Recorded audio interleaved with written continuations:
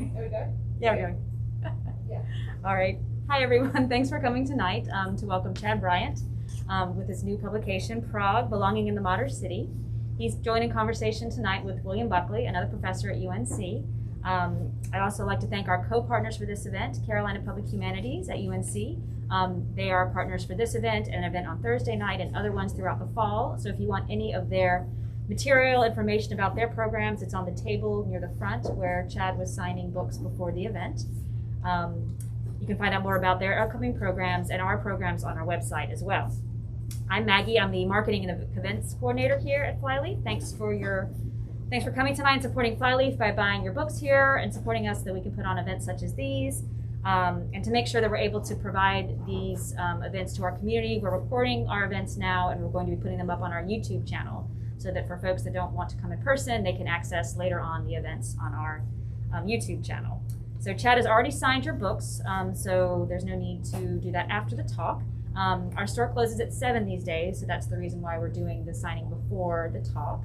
And it will be closed to the public, but so we ask that you be conscious of that. We're not going to kick everyone out right at 7, but that's just the way our timing is working these days in the store. And now I'd like to briefly introduce our authors before turning the stage over to them. Chad Bryant is the author of Prague in Black, Nazi Rule and Czech Nationalism, winner of the Hans Rosenberg Book Prize. He is Associate Professor of History at the University of North Carolina at Chapel Hill and has received fellowships from the American Council of Learned Societies and the National Humanities Center. William Sturkey is an Associate Professor of History at the University of North Carolina at Chapel Hill, where he teaches courses on modern United States history. He is also the author of the award-winning book, Hattiesburg, An American City in Black and White, which we also have for sale at the front of the store. Thanks so much.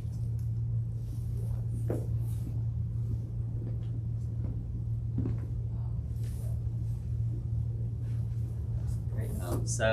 Well, thanks everybody for coming and for joining William and I here today. And I'm going to give a brief presentation, like 10 minutes or so, to give a sense of the book and its overview, and then William can join us, and we're going to talk about the book and hopefully other things as well beyond just Prague. So first of all, I just want to say what I'm going to do today is kind of give a sense of the book as a story. I intentionally wrote it as a story, and so I'm going to talk about the context or the place, the tension that's driving the story, the main characters, and then what I think should be is the main theme of the book and how that theme relates to the argument, and that theme being the word belonging. So very briefly, just as an overview, obviously the book is about Prague. It's a giveaway on the title. And Prague is now the capital of the Czech Republic. It's a city of about 13 million people. And before that, in the 19th century, it was a peripheral city within the Habsburg monarchy. After World War I, it was the capital of interwar democratic Czechoslovakia. During World War II, it was the capital of the Nazi-controlled Protectorate of Bohemian Moravia. After the war, after 1948, it was the capital of communist Czechoslovakia. And until 1993, it was the capital of Czechoslovakia before the Czech Republic and Slovakia split in 1993. And so what this book is about and what the story is, the tension behind the story is a tension between two things. One is that of national imagination and the political political powers behind that national imagination, and in tension with people who, just by their very being and the lives that they live, come into conflict with these national imaginations. So this is actually an imagined picture of Wenceslas Square. It's one of the main squares in Prague. Today, this is an architect's imagining of Prague that shows a lot of the renovations to the town. It's going to happen in the next few years. But nonetheless, I just wanted to point out a few things here just to get a sense of, I'm talking about national imagination. That statue at the top there is of Saint Wenceslas. It was founded and erected in the late 19th century by Czech nationalists when they were under the Habsburg monarchy as a show of national power and strength, and also religiosity. It was totem in some ways to the Catholic faith. Way up in the top left corner is Prague Castle, who in the interwar period became the seat of the presidency, and had before that been the final resting place and also the seat of power for many Bohemian kings before that. The square itself is sort of imbued with a lot of nationalist memories as well. In 1989, that whole square, one of the largest in Europe, was filled with people protesting the communist regime. And those protests, similar to East Germany, helped to bring down communism that year. Just in front of that statue, too, there's a very small plaque to a young man named Jan Palach, who in 1968, following the Warsaw Pact and Soviet invasion of Czechoslovakia that squashed reform communism, he lit himself on fire at this very place, and since become a martyr of anti-communism. And it was this anti-communism which was taken up by Czech national politicians of various stripes after 1989 and woven into the new national narrative of what it meant to be Czech. So all of these different visions, whether they be of 19th century patriots and nationalists sort of claiming a distant past through this statue of St. Wenceslas, or the assumption of power in the castle, or the sort of unseen memories of anti-communism, all of them are Czech national memories that have taken different forms over time, but all of them in different ways imagine the Czech nation as, in their own specific ways, as homogenous, whether it be in terms of race or ethnicity, or the characteristics that Czechs supposedly have at this certain moment in time. But the reality is that Prague is anything but homogenous. Just like any big city, it's a magnet for difference, as Lewis Mumford would say. It draws people from around Europe and around the world to it. And it draws people of different interests, it draws people of different political beliefs, it draws people of different backgrounds. And just like any city, it is characterized by difference. And this is a picture of the Vietnamese market of Sapa, which is just outside the center of town. It's the largest Vietnamese market in all of Prague. And this is a picture of some of the shopkeepers there, many of whom are descendants of migrants who came during communism and especially after 1989. So the tension that sort of runs through the book is that on the one hand, that of a built environment that's reflective of various efforts by political and economic and national elites to imagine a homogeneous nation and to draw power and legitimacy from those national imaginations. And it is in tension with the reality of the diversity of populations that have existed within the city itself. And this is true, I would argue, of all capital cities, or most capital cities. This is the inherent paradox of capital cities, whether it be Washington, D.C., or Nairobi, or London, Mexico City, or Moscow. Now, taking this tension as for the starting point, I decided to organize the book in a way that, on the one hand, tells the story of these various efforts to imagine Prague as a locus of Czech national imagination, and disrupt that narrative with 5 individuals who by their very difference, speak to the reality of the city, the diversity of the city, the difference of the city. The first being Karl Vladislav Zap, who was an early guidebook writer at a time when Prague was actually more German than Czech. And this was the guidebook that he wrote. Second being Egon Evren Kish, who was a German-speaking writer whose parents were practicing Jews. He was not. Who lived in Prague at a time in which the city and its environment was becoming increasingly Czech. The city hall and city government had been taken over in many ways, taken over by Czech elites. The signs, which had previously been in German and Czech, were now changed to only Czech. Various Czech monuments went up all around. And Egon Erwin Kish, similar to many German speakers within the city, and especially German-speaking Jews, found themselves increasingly alienated from this. And what I draw from here in this chapter is his writings, his weekly feuilletons, his weekly essays in the German language newspaper Bohemia, in which he talks about walking through the city and seeking to find a place there. The third person in the book is Wojtek Berger, he's top left there, who's a Czech-speaking carpenter who lived in the interwar period. And although he spoke Czech, he was very sort of alienated by the interwar government of that time, who saw it, and he saw it in many as representative of a bourgeois middle class sort of elite and elite nationalism that didn't speak to his experiences as a World War I veteran who saw his many of his friends and even his brother die, and also who found in this interwar republic very few voices for the working classes, and so he joined the Communist Party among other things. And what's remarkable about Berger is he started writing a diary in 1894, and he didn't stop until 1962. So this is the source that I use for that.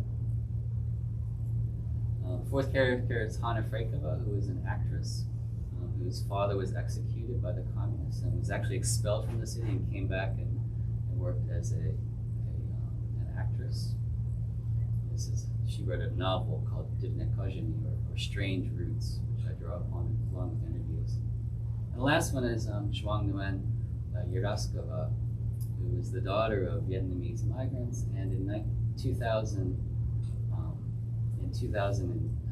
spring of 2008, began writing a blog about her experiences in the city, and along with four other women, second generation Vietnamese women, created an internet sensation about their lives at this time. And they existed in a Prague in which the anti-communist Czech nationals, imaginations of Prague, had no space for migrants such as her.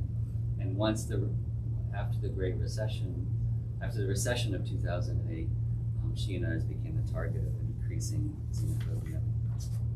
So all these people share a few things. One is that they're all writers. They all migrated to the city at some point, or left it and came back. And they all endured various forms of alienation. And they all came to Prague and had to create for themselves a sense of belonging. And one way to read this book is a series of short stories about these five people and their struggles to create for themselves a sense of belonging in a city that, both in its architecture and building structure, but also within its political culture, had largely excluded them. This is, by the way, this is Zhuang's blog at that time. So the key word in all of this is belonging, and it's can be somewhat of a slippery word, but the definition that I'm using here is that of a sense of comfort, acceptance, and certitude found in a particular place or group of people.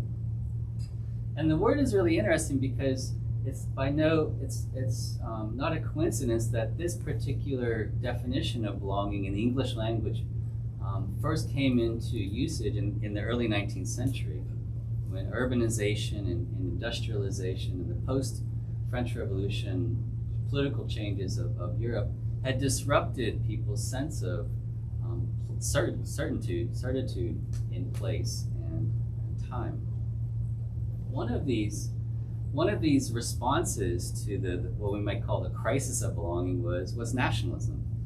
Benedict Anderson wrote, a nation was imagined as this community of people who could never see each other and yet shared something, whether it be language or culture or history and so forth. And this provided a sense of belonging for many people in Europe throughout the 19th century and beyond, and then around the world. And whenever I show this picture to Czechs, they always get teary-eyed. This is the moment of 1998 when the Czechs won the gold medal in hockey, and Dominik Hasek in the middle. And and this, I show this because this is a sense of, this is one of the more positive sides and something everybody can relate to, if you're a Czech hockey fan. But on the other hand, belonging is also something that's an individual imperative. As Monsieur Gouverneur wrote, in addition to finding it in the nation, belonging was something that throughout the 19th century and the 20th century, people had to create for themselves. You had to find your clubs, you had to find your cafes where you had friends, you had to find various places where connections with others and also your sense of place could be created. No longer was it given to you as a member of, or an inhabitant of the European continent. And as Gouverneur writes too, it's useful to think of this as a space between family and the imagination. And again, to go back to these my main characters, for some, and many people within Europe, there was a double burden of belonging. Those who had all of these imperatives to create a sense of belonging for yourself within society, but also those who were excluded by the nation that provided that sense of belonging for others. So, very briefly, I try to end on I try to also weave in sort of a hopeful note too, that all these characters in turn speak to various what I call practices of belonging, meaning that they all speak to these various efforts to create a sense of belonging that sometimes can be mapped onto the nation, but often were not. So Zopp, for example, was a famous walker. He loved to stroll the city. And this became a practice of belonging for many members of the middle class throughout the 19th century, along with participating in salons and so forth. Kish loved dancing. He went to cafes and took part in the late 19th century cafe life, which also provided a sense of belonging for many urbanites within the city. He also loved wandering the city and talking to strangers. Berger, among other things, joined various associations, political associations, and took part in protests.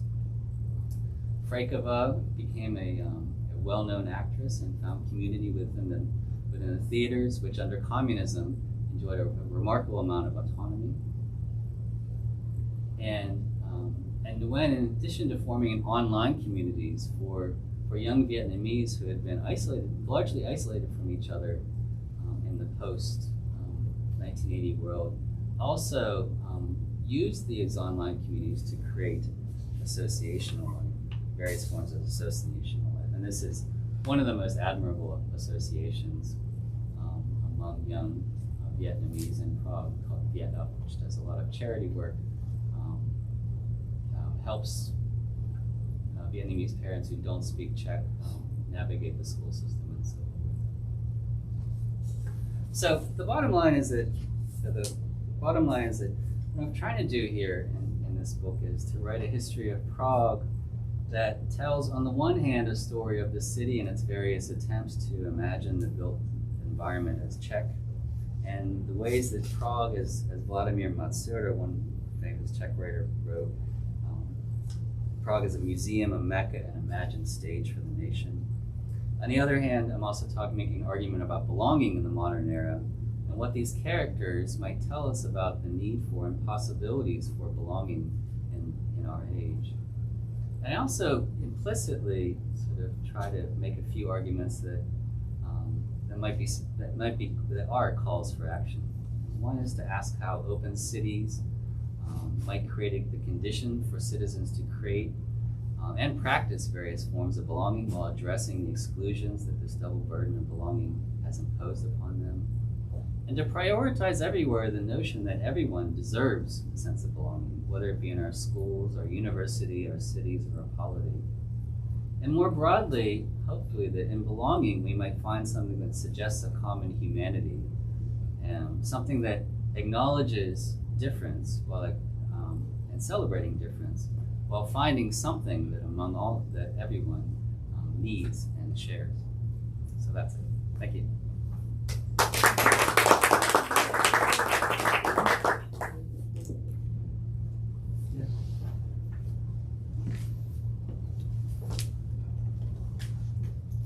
All right, well, thank you so much, Chad. Thanks to all of you for being here today. It's great to see all of you. So my name is William Sturkey, and I work with Chad, and I'm just going to ask him some questions in hopes of generating a conversation.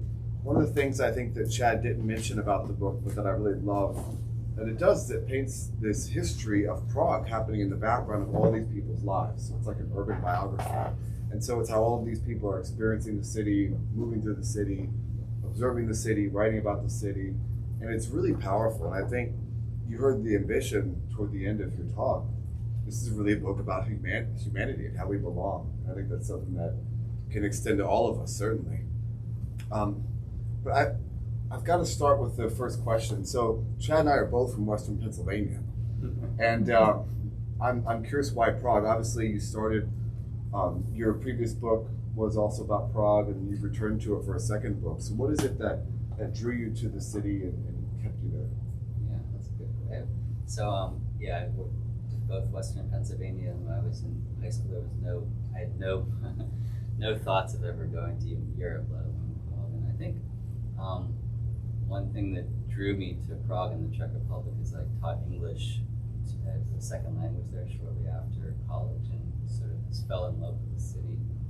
And then eventually was a newspaper reporter and went to graduate school. And I think one thing that's always kind of fascinated me about the city is, as on the one hand, it's sort of romanticized. It's romanticized in guidebooks. It's romanticized in the elementary school textbooks that kids read. And my kids went to Czech school, so I saw these things firsthand. And it is an extraordinarily beautiful city. I mean, it wasn't bombed during World War II, and so it's easy to romanticize its past. And yet there aren't markers of lives like these here, or the struggles that people had, unless they're useful for larger political ambitions. And so I think that's the story I really wanted to tell. And one thing that I love about it too is because it's layered with so many remnants of the built environment. You can walk the city and literally imagine yourself in different points in time because of these artifacts that are all around you. And I think that's really it's extraordinary. I think it's hard to imagine either in the United States or even most of Europe or around the world. Yeah. So covering such a wide expanse of time, 5 people, in all of these different eras, how in the world did you make that decision? How did you come to 5 people? How did you know, how did you decide who to choose? And then how did you sort of think about that in each era of the history? Yeah, thanks. I think one thing that I kept running up against was that, and I think one thing that I really admire about your book is the way that you recreate people's lives through newspaper articles and the snippets that and various sort of pieces of information that allow you to do that for Hattiesburg. And I think one of the challenges of choosing 5 people is you have to have enough to talk about the person. Whereas a snippet here, a snippet there, you can recreate the points in the timeline of a person's life, but it's only when there actually are writers often or left an extensive artifact you have that sort of possibility. So that was the first selection criteria. I mean, they had to be writers, or they had to leave behind a written record of some point of their lives. And then basically what I went from there was I wanted to have a very sort of a variety of different kinds of people from different backgrounds and different experiences and so forth. And I wanted to have a gender balance, of course. And in the end, what I really wanted to do too is to find people that in various ways had a sort of allowed me to tell a little bit of their internal lives as well. So in addition to writing memoirs and so forth, people who I often drew from letters or diaries, other things that allowed me to do my best to sort of get at how they were thinking in a certain moment. But there was really time and time again kind of going up against this. There's only so much you can do as a biographer to recreate the workings of the mind. That was that was probably the biggest challenge, doing a biography and realizing that there's only so much you can say about a person. Yeah. So what about the types of writing? You know, writers are obviously writing for different audiences. One of your writers is a blogger, you know. Another one was just writing a diary, which is obviously a very personal, you know, self-sustained potentially audience. Yeah. So how did you think about that? How did you think about, okay, I'm doing the research, I'm the audience, you know, this is my gaze, and I'm trying to understand how they felt about belonging.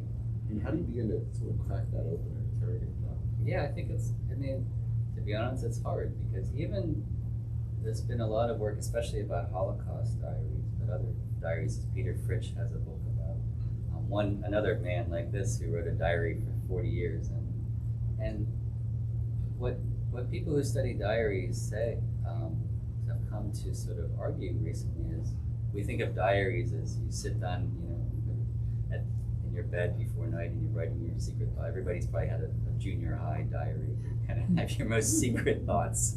But most people who write diaries, and especially like this is true of Wojtek Berger and others, they often write with the thought that someday someone's going to read this. They're creating a personal archive.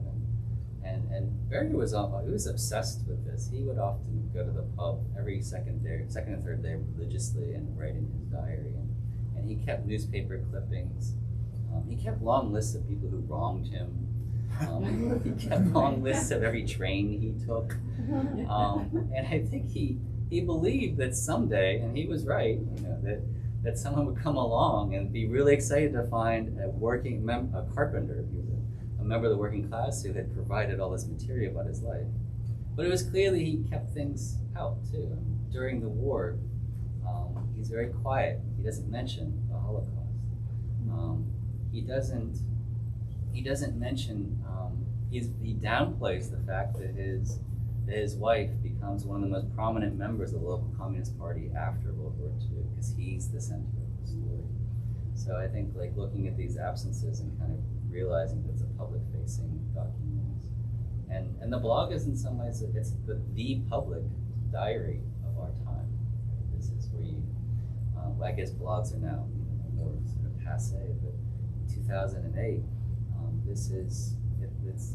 the blog is sort of it's a combination of the words web and log. So it's on the one hand a sort of a log of your daily thoughts, but it's also very public, obviously, and also one that has a comment log. So not only are you writing for everybody and writing your thoughts for the world to see, you also get feedback, for better or for worse. So again, like with Zhuang, she's I know her well, and she's the type of person who puts everything out there. But nonetheless, that editing is something that we all have to do. Yeah. So you met the final two women, but you know Lynn pretty well. So what is that like, going to her and saying, I'm writing this book, I'm gonna cover 170 years-ish, and I'm gonna feature you in this final chapter about this history of Prague? Yeah, I think both Lynn and Hana Frankava, I think they were justifiably sort of cautious. They spent much of their writing lives telling their own stories, and now someone else is going to come and deign to tell their story. I think it took a lot of the wariness was understandable, and I think in the end, I think after a lot of coffees and so forth, we established some trust. And I think what I found like most interesting in talking to Wen, especially, is that she blogs about herself because she believes that by putting her life and her struggles out there, that she's creating conversations within her community, especially, but also among others within the city who know nothing about the community or have stereotypes about them. And so I think she was very eager to see this be part of that project. She's writing a second book now, which hopefully will be translated in English. But I think that's one other thing that was very sort of, I guess, something I hadn't considered when I went into this is that there had to be a lot of trust there. And these aren't political figures.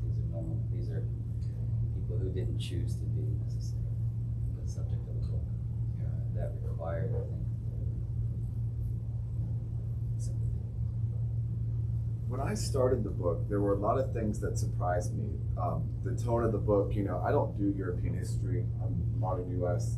I imagine European history books opening up something like in 1634 in some castle or something. But you're like taking us on a walk. And one of the things that really also surprised me is sort of the tone and the second person. And one of the things that you wrote in the introduction is that this is a book about imagination. It is, and I quote, a critique of national imagination and an invitation to engage in historical imagination. Could you sort of unpack that a bit more? Yeah. That was one of the more fun things to do, sort of, in doing this book. So on the one hand, there's again returning to Benedict, and he makes this argument that nations are imagined. Like it's a form of community, whether it be Americans or Czechs, or or Australians or Indians or Kenyans or whatever it may be. That there's a community of people that you will never meet everybody in this community. And in order for that community to function or to exist, it has to be imagined. Imagine this person in Seattle watching the same evening news as you, or speaking the same language, or voting the same day that you do, and that's an important moment. That's an important sort of faculty. And if imagination is also with something that is bound up with a historical profession, which arose at the same time as nationalism, and also arose at the same time as the novel, which allows us to imagine also different times and places together. And what I'm kind of calling for in this book is that there's this important function. I believe this is now my the first things I say at the beginning of my classes is that we live in a world in which we rarely take time to truly recreate a different place and try to see a different perspective fully in our minds, to imagine what isn't there is, and vice versa, and so on. And it's through this act of imagination, an imagination of the past, that not only are we working a faculty that encourages not just empathy in sort of the neutral sense, but also allows us to imagine a future which might be better as well. So this is sort of the call in that second half of the introduction, is that slow down, read the book, walk through this city, and get off. I do Twitter. Get off your Twitter feed, and just sort of and exercise that faculty. And once we do that, then perhaps we can also slowly imagine not just a past world, but also a better future, bound up with some of the values that come out of this book. Yeah. I have many more questions I'd love to ask, but I'm going to ask you one more. But if folks want to chime in, another question for Chad, please feel free. I by no means have a monopoly over the questions. But one of the things that this is buried somewhere in page 170 or something like that. But there's another quote where, gosh, it really connected with our own moment. And so you wrote, the regime may have shaped the context in which Praguers lived, but those same Praguers gave meaning to their own lives and actions. And that just really stuck with me. I'm thinking about our own national context, of course, over the last several years, where every single moment is about what did he tweet today or something like that, or what new law has been passed. And even in our own sort of regional context, or even that of our campus. And it really took me beyond Prague to think about the society in which we all live today. And I was wondering if you might speak a bit more about how writing this in the last few years, thinking about it in the last few years, really informed your approaches. Yeah, and I wrote most of it during those 4 years we were talking about it. I think on the one hand, I'm not someone who I think who suffers from this double burden of belonging in the United States. I have a lot of privileges, and I realize that in many ways. And I think at that time, at least what I was thinking about, like our campus, our country and so forth, was just looking around us. What can we do to create a sense of belonging, create a sense of like meaning, at the local level. And one of those things was thinking about these simple practices and of course then COVID hit, of how like the crucial, like for all of the things, and I think we can talk about in more detail about our campus and the ways the built environment, whether it be Hamilton Hall or when San was the way that these like create an exclusionary atmosphere. Yet at the same time, there's all these kids who are forming associations, and they're forming associations around, they might be political beliefs or their religion, or they might be because they like ping pong, or because they play a certain sport, and they're all creating meaning from this like community of face-to-face relationships. And I think that was what kind of gave me hope, like in some of those years, is that you see the possibility for a humanity that's and the ability to create individual human meaning and connection that in some ways is resistant to these homogenizing and sometimes noxious efforts. I did want to ask, the two women that you met towards the end, did they have a sense of optimism? Did they feel they belonged? Or they were optimistic about their lives? That's a great question.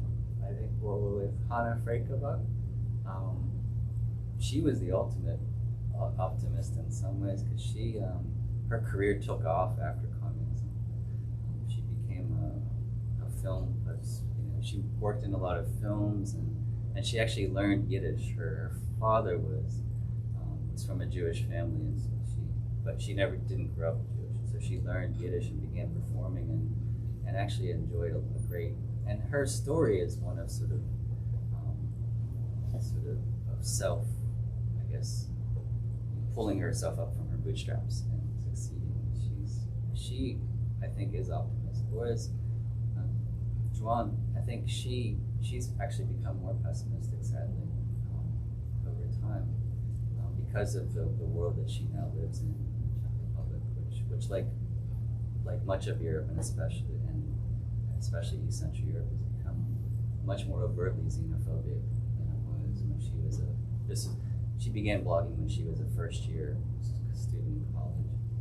And she used to sort of deflect that with humor and irony in her blogs. Now she writes that just doesn't work anymore. Like she feels like that weapon that she used to have is powerless. She's become very pessimistic. Yeah.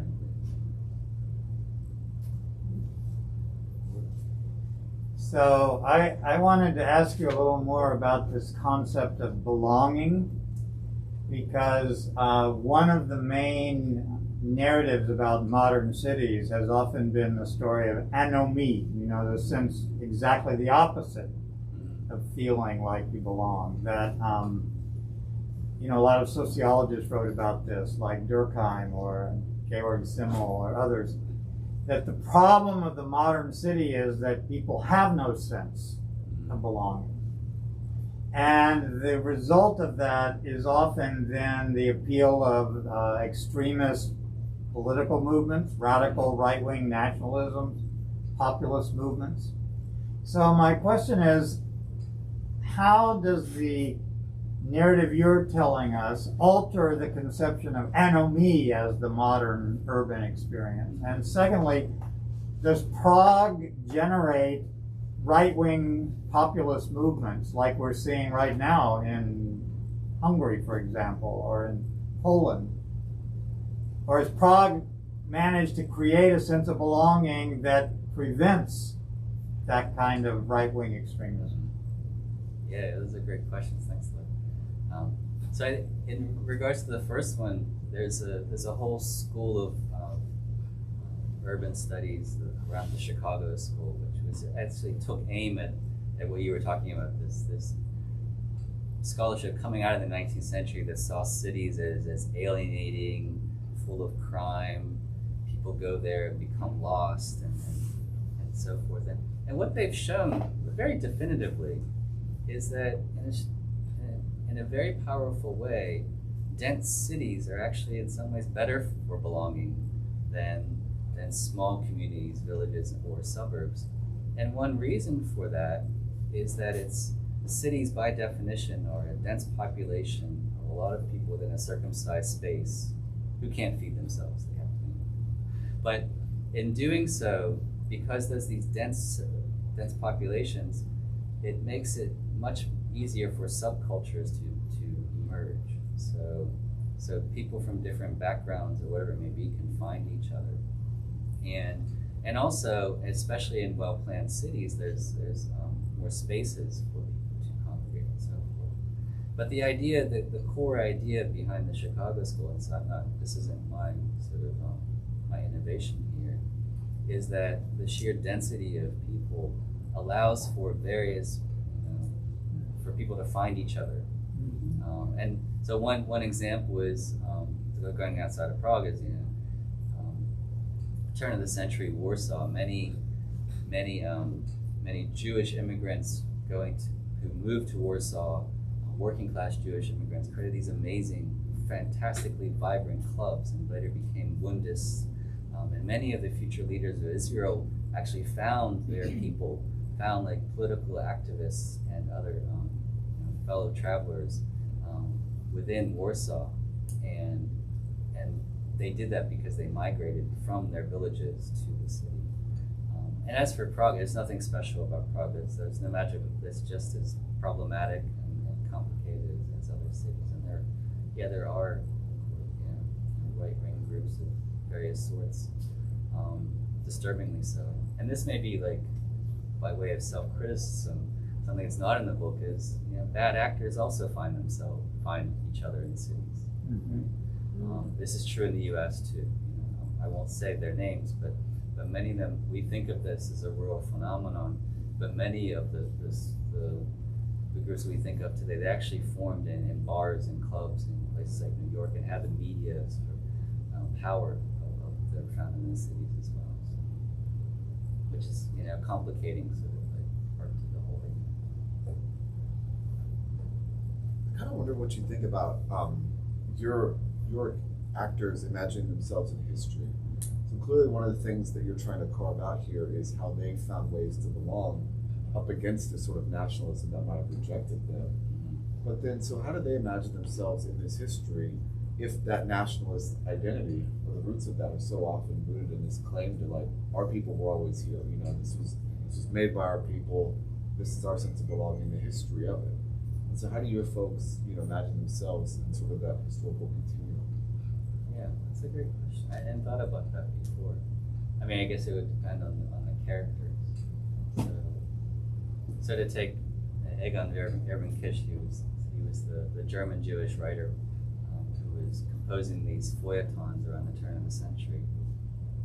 These feuilletons were largely about him walking through the city. He would meet, he would go into, say, a soup kitchen, or he would visit a prison, or he would just meet people in a bar, and then he would write a story about that. But in doing so, what he was doing was, and as I argued, he was creating an alternative vision of the city itself, one in which there was always this sort of these phrases that were in Czech or German that lived through the century, or that there were small traditions that were bound up in the city, such as this there was this contraption that went through the streets spraying water on the streets that dated back to the early to the turn of the century. And he would celebrate these, and they still have these amazingly powerful sprayers going throughout the city that I've never seen anywhere else, of this particular form anywhere else in the world. And so what he did, he was creating an alternative history of this city that celebrated the down and out, and celebrated corners of Prague that wouldn't be found in the guidebook, that the Czech elites at the time were obliterating through through housemanization and the destruction of whole neighborhoods to create middle-class homes, while also celebrating these traditions within the city that everybody either experienced or could remember in different ways. And I think that was how he was kind of imagining himself within the flow of history. But you're right, they don't, I mean, none of the characters have like, they don't see themselves in a elementary school textbook history of their nation or their city, and that in some ways, I haven't thought about that, but that's in some ways they exist then out of time. Their struggle in some ways was to reimagine themselves. Well, they're all in these different regimes, even countries. So is belonging a zero sum? I mean, it almost seems in this country, some of the conversations we've been having, it's like a zero sum game. When you say take down a Confederate monument and make a space more open for other people to feel like they belong, then there are others who feel the exact opposite, that it threatens their very belonging and perhaps gives rise to some of these sort of nationalist, far right, etc. groups. So what do you think of that? Yeah, that's a great question. I don't know.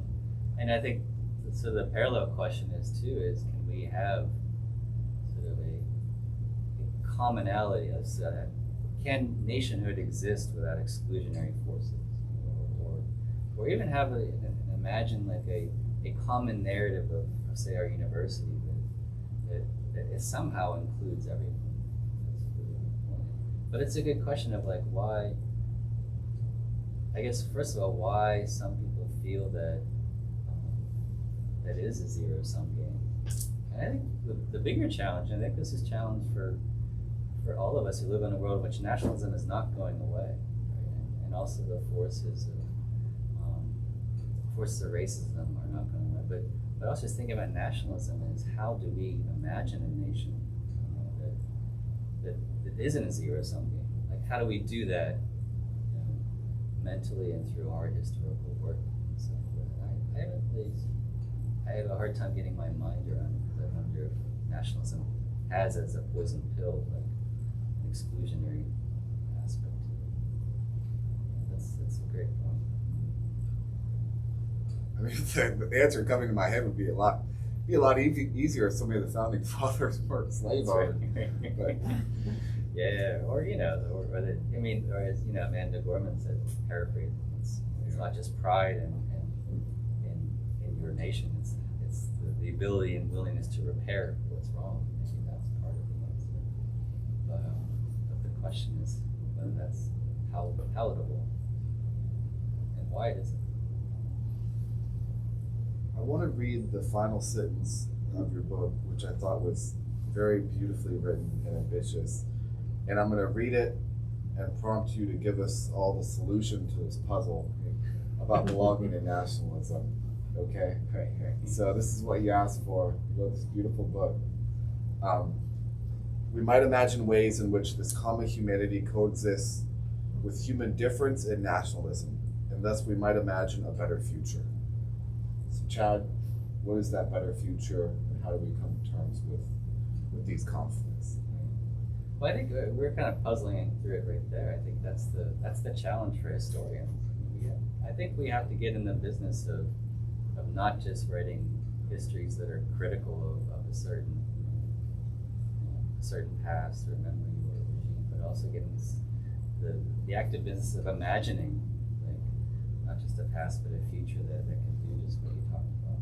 But I think the trick you talked about. Yeah, I know. I know you said it well. Yeah, sorry. But I think one of the tricks to that is to, to be able to sort of approach history in a more subtle way, but also to sort of hold two distinct things that maybe seem separate or contradictory in our minds at once.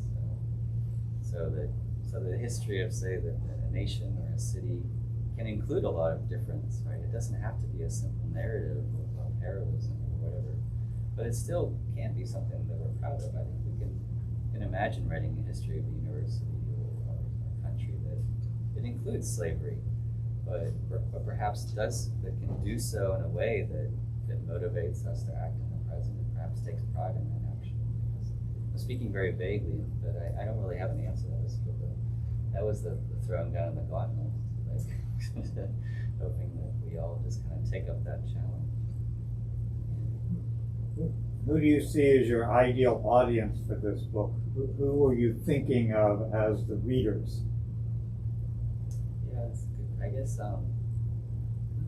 I guess part of it was people who would be traveling to this, visiting the city. But I guess I think that's William and I think in many ways, I think it's also anybody who would like to hear a good story. Like there's 5 really good stories and really interesting people, but I think it's also I'm deliberately struggling over answering some of these questions because I don't have the answers, but the whole point is to kind of provoke them. And I think also just to provide a different vocabulary for discussing them. So hopefully there's maybe 3 different layers, but we'll see. One non-academic, but very simple question is, any tips on Prague? What should we do? I've got to ask that because these people are walking around, especially the first 2 walking around, taking in the city. If we get like 48 hours in Prague, it's go get a beer. Get a beer. Yeah, get a beer is really important. Yeah, and one thing that's, like I mentioned this earlier, one thing that's wonderful about the city is it's a very walkable city, and it's one of the few. It's the kind of place where you can just wander and you'll see something beautiful, and even wandering outside the city, you can see something beautiful. Many tourists follow what's called the King's Way from Old Town Square across Charles Bridge up to the castle where kings were coronated, and that's where the parades that used to follow that. Just walking like a block either way, you see just incredible beauty. And I think the other thing to do is just kind of talk to people. Once you get especially away from the center where the cynicism toward tourism is often well justified. I think that's probably one of the best things to do, in that or any city. And it's a very open city in a lot of ways. This is one last question, I promise. And it's sort of an unfair question. I would hate if somebody asked me this, but I'm really interested in what you're thinking about next as you've worked on this really innovative, creative approach to belonging and nationalism. I'm wondering what you're working on next, not to throw down the gauntlet of all the work that you have to do when your book just came out, but I'm just wondering what you're thinking about next in terms of themes or context, settings, whatever. Yeah, so I'm co-authoring a book right now with Diana Dumitru and Katarzyna Czapkova about the political trials in Czechoslovakia during the 1950s, specifically the most infamous one called the Swanski Trial. And what we're doing is teasing out the origins of this political trial and asking this very basic question: is why did these leading communists turn on each other and then create this extraordinary fiction of a conspiracy theory which had very deep anti-Semitic tones in it. Many of the victims were Jewish, and then publicize it so widely to the world. That was sort of the central question that we're getting at. And from that, I think, who knows whether I'll do this. I'm teaching a class in the spring about lies and disinformation in history. And maybe that the next sort of big one may be like how historians determine what is true and not, and how that might help us through these times in which the cynicism about what is true or not is so rife, and there's so many lies. Our students rightfully struggle when I show them, how do we know that this is true? There's not footnotes. How do we know it's true? This is one of the central questions of our time, is determining that. So it's not a very clear answer, but I think it'd be it'd be one thing to kind of be fun to write about, be very relevant. That's pretty darn good for an unfair question. Please join me in thanking and congratulating Chad for this wonderful event. Well, thank you. I should say, maybe you're were about to say, William's going to be back on Thursday in the same chair. Yes, possibly in the same chair. Gita Kapoor. Yes, Gita Kapoor. We have another event this week, and that is perfect for my lead-in to thank you all for coming tonight, and to please keep an eye on our website to find out about more online events on our Crowdcast platform and in-person events like this, for which you can buy a book and reserve a seat or two, which helps support us and keep us going during this time. So thank you so much for that, and thanks for just coming and joining us. And yes, we will see you here soon, hopefully. Thank you both for coming. Thank you.